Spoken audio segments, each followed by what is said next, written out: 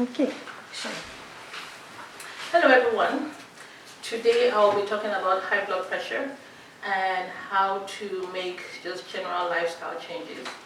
Well, I'm really specific about African population because we have a lot of African population with high blood pressure, and because it's such a silent killer and we don't really know who is hypertensive or who isn't hypertensive because nobody really checks their blood pressure.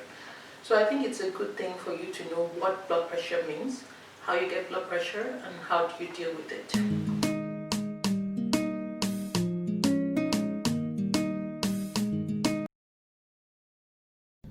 Hi guys, this is Plain Jane here, and I just wanted to make an introduction for this video because I lost the footage. So welcome back to my channel, aka Plain Jane, as you all know. So today's video is a little different. I have a special guest, my auntie, and she's gonna be teaching us about high blood pressure. And this video is tailored mostly to Africans, okay? I did this video as a project that I'm working on, and I just hope somebody learned something or you can share with your African friends anywhere in the world. And I hope you enjoy the video. So if you want to keep watching, you want to learn about high blood pressure or managing your health as an African immigrant or an African anywhere you are, please keep watching and like, share, and subscribe. Okay, thank you. So starting high blood pressure is it's pressure within the blood vessels. When you have a lot of blood pressure within the blood vessels, and they do refer to high blood pressure as primary or secondary. Primary is the most common, which is seen amongst 90% of the population, and is usually due to lifestyle changes and just genetics. Say your dad or your mom had high blood pressure, and you're beginning to have high blood pressure too. So usually people with primary hypertension will become hypertensive, say between the age of 25 to say 45, and some of them will have it after pregnancy. You find that you are hypertensive during pregnancy, and hypertension does not leave you after pregnancy. So those are what we call primary or essential high blood pressure. Then we also have secondary, which is more common in children. You have children less than 20, or suddenly you become hypertensive when you're over the age of 65. Then we usually will do some testing in order to determine what kind of blood pressure it is, and in order to see if we can treat the underlying cause. Usually secondary hypertension is due to maybe there's some tightening of the arteries that go into the kidneys. It can also be due to some certain medications like they call it licorice, which is very common in this kind of candy that Nigerian state is called tom tom. There's a lot of licorice there, and birth control pills can also increase your risk of having high blood pressure. So what are the causes of, no, sorry, excuse me, what are the symptoms of high blood pressure? Basically, there's none, and that's why they call it a silent killer. But there are long-term complications which include kidney disease, hypertension, not hypertension, includes kidney disease, heart attack, and stroke. And what are the mechanisms? How do you get to that point? Let's say, for example, somebody has high blood pressure at the age of 26, 27. You don't check your blood pressure, you're 30-year-old, or your blood vessels begin to harden. Because of the constant pressure that it puts on your heart, you start to have enlargement of one part of your heart. And when your heart gets bigger, there is the electrical system is around the surface of the heart, and that electrical system begins to have issues with connecting, once your heart starts to expand. So people can develop what they call atrial fibrillation, which is an irregular heart rhythm. And when your heart is irregular, rather than pumping regularly, it becomes irregular starts to shrivel. And when that happens, there is a tendency that the irregular heart rate or rhythm can leave clotted blood at the base of your heart, and that can eventually lead to a stroke. Opposite to your brain causes a stroke. And if your blood pressure is not controlled over a long period of time, you can also have a heart attack. So people don't just die from high blood pressure. You know, it's not just this silent killer that kills you because you're hypertensive once, but it kills you because you have been hypertensive over a long period of time and you have not done anything about it. That's why we have to listen to our body. You're tired, you're having a headache, you're having some vision changes. Listen to your body. Take some time out and check your blood pressure. Go to your doctor. Tell them to, ask about what is going on with your body. And when they do tell you that you do have high blood pressure, listen to your doctor and take your medications. Because once somebody is hypertensive, which is high blood pressure, it doesn't go away. Because some people will say, "Oh, I was hypertensive last month. This month I'm not." No. Once you're hypertensive because it's a process that happens in your system, your blood vessels, and that process doesn't go away unless if there's an underlying cause. Excuse me. Unless if there's an underlying cause, so that process never goes away. So, what are the long-term complications of high blood pressure? People can have chronic kidney disease, which can lead to dialysis. Once you're already having dialysis, it's irreversible, unless if you have a kidney transplant. People can have something they call coronary artery disease, which will lead to heart attacks. You can have a stroke and already be paralyzed. It's already irreversible. It's better treated. High blood pressure is something that is better treated than taking care of the complications. Okay. So what are the treatment modalities of high blood pressure? You can have a non-pharmacological and pharmacological. Non-pharmacological includes weight reduction. Okay. You want to reduce your salt intake to at least less than 2.4 grams a day.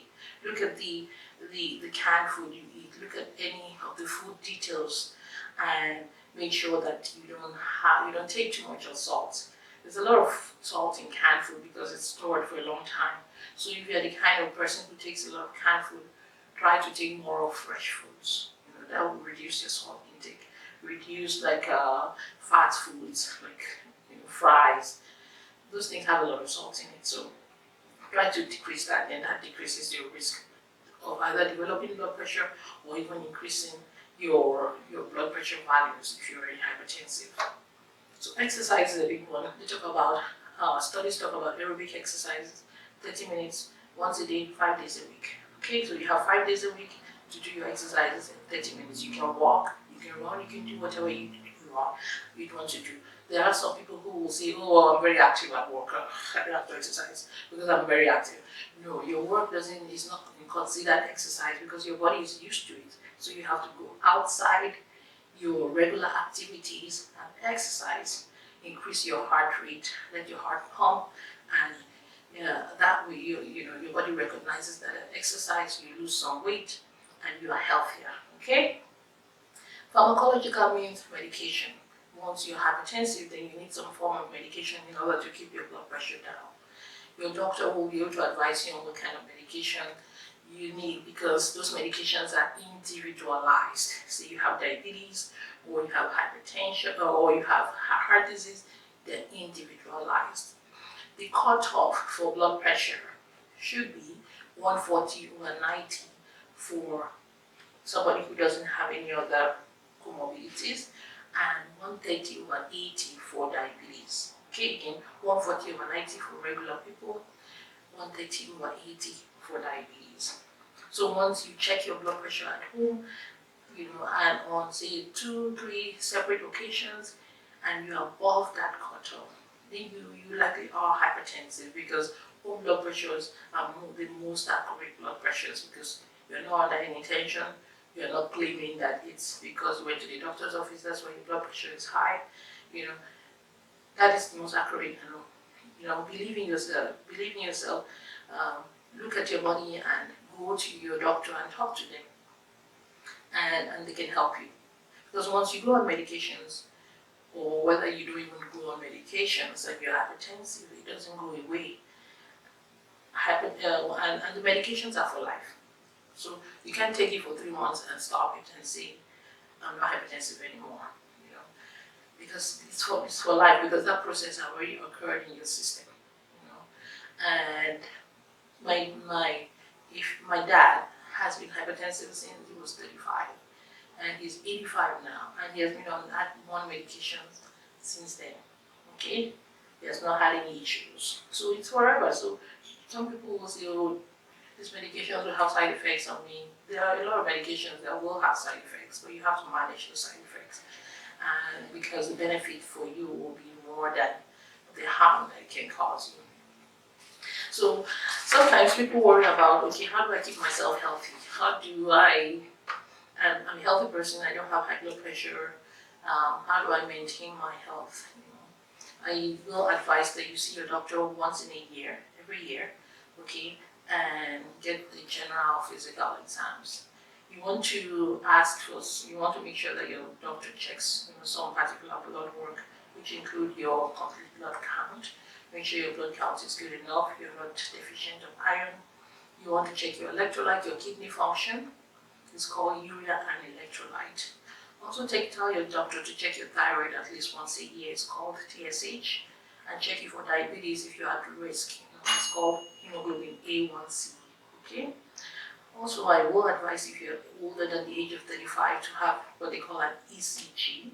It's an electrode attached to your heart to see how your heart rhythm is, and also an ultrasound of your heart called an echocardiogram should be done at least once every 5 years if you're above the age of 35. Okay? Your doctor knows to do all those things, but if you don't show up for your yearly physicals, how do you get those things done? I do implore you to listen to your body. If you have any symptoms, if you have any signs, and you see that these things are consistent in you, don't ignore it. Do something about it. And that's a way to keep a healthy lifestyle. Okay, I am an internist. I'm an internist. I have a family. I endeavor to multitask and keep a balanced life. If you're a professional, you have to keep a balanced life in order to keep yourself sane and in order to keep yourself healthy. So that's about it for what I want to discuss about hypertension and lifestyle changes. Thank you. First question. So the first question is, how often should I get a physical done as an African female? And also, what should I be looking for when I get one done? All right, so as I said, you want to have if you're healthy normally, you don't really need to be seeing your doctor frequently, or at least once a year. I myself see my doctor once a year. I'm an African female. I see my doctor once a year, and I get my blood work done. And the reason why I want those blood work done, because I want to compare it. So if there's any changes, then you know on time that there's any changes, and if there's anything that needs to be treated, it's treated. For also an African woman, apart from your blood work, apart from the stated, ECG and the other things I mentioned, you also need to at least, when you take your shower once in a while, you have to check your breast. Make sure that you don't have any lumps or bumps. That's essential for a woman, especially if you have any risk factors, brothers or sisters that have had any cancers. You need to check once in a while, and if you do find there's an unusual lump that you have not seen there before, then go to your doctor to have a more expensive testing done. Okay? Awesome. So the next question says, what can one do to keep their vitamin D levels up? So vitamin D levels are usually very low in Africans because number one, because of the melanin, and we hardly even go out in the sun. The best time to get natural vitamin D is before 12 noon. If you take a walk outside or you leave your window open and sit at the sun. But if you cannot get enough natural vitamin D, especially during the winter time, you should take vitamin D supplements. Okay, they are chewable, they are non-chewable vitamin D. I usually will give my children vitamin D supplements. Because vitamin D is a vitamin that it's a vehicle that carries calcium into your bones. If you take milk, you take vitamin, you take calcium, you have that excess calcium, but there's nothing to carry it into the bones. So vitamin D deficiency makes you tired, makes you feel weak, you can't get up in the morning. So I think it's best to give yourself just take supplements, which that's the advice I can give you. Okay, good. Number 3 says, how regular should one check their blood pressure? If you do have high blood pressure, I think you should check your blood pressure at least once every week to ensure that you are within that target of 140/80 or 130/80 if you have diabetes. Okay. If you don't have high blood pressure, you should check it at least twice a month. And if you have a headache, you find that you have a headache, you're feeling unwell, you should check it also. Everyone should buy a small mini blood pressure kit. It can be found in the pharmacy. It's usually about $90 to $100. Everybody should have it in their house. Take it, check your blood pressure, then you write it down, document, so that you know what your blood pressure is. You cannot be 25, 30-year-old, and not have checked your blood pressure before. It's not acceptable. So I think it's advisable to at least check it twice a month. Okay. So the next one says, does eating African food cause harm to the body long term? Well, I'm an African woman and I have been eating African food right from when I was a baby. So I don't really see any harm that causes long term. In fact, I think it's a benefit because we have a lot of African foods that we eat that we don't have here in the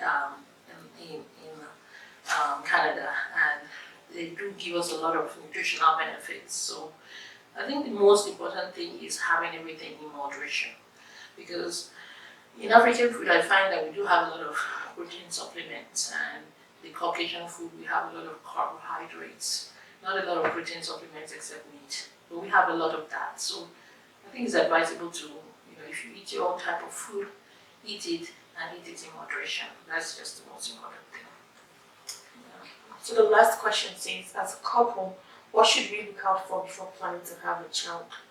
So that's a very good question. There's a lot of couples, depending on what kind of couple. Are you African and Caucasian couple, or are you Caucasian couple, or are you African couple?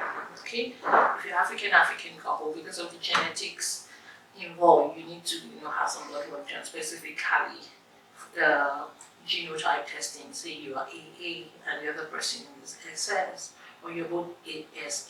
That's the biggest one. So genetic testing is the first thing you need to do. And if you're an AS, make sure you're looking for an AA to get married to. And if you're an SS, make sure you're looking for somebody who is AA to also get married to. This gene, sickle gene, is not common in the Caucasian. So if you're an African woman looking to marry a Caucasian male, you don't have to worry about that gene, the problem with the sickle gene. Another thing you should worry about is the blood pressure as a woman before getting married. Make sure that you have a well-controlled blood pressure. And if you have any risk for diabetes, check yourself for diabetes. And if you already have diabetes, your target A1C should be at least less than 7% before you get married and start having children. You can get married, but before you have children, your blood levels have to be well controlled if you have diabetes. So really, there's not a lot to do before getting married, but the most important one, as I said, as an African, if you have the sickle gene, then you have to make sure that your partner doesn't have that gene, because at the end of the day, it's going to be a problem when you have children in the future. Okay. Well, thank you so much, Auntie, for just sharing knowledge with us, and I think we just come to the end of the video.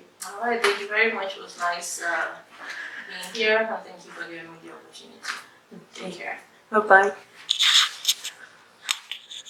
So we've come to the end of this video. I hope you enjoyed watching it, and write something in the comment section. Just tell me what you learned, what you're going to be doing different for yourself.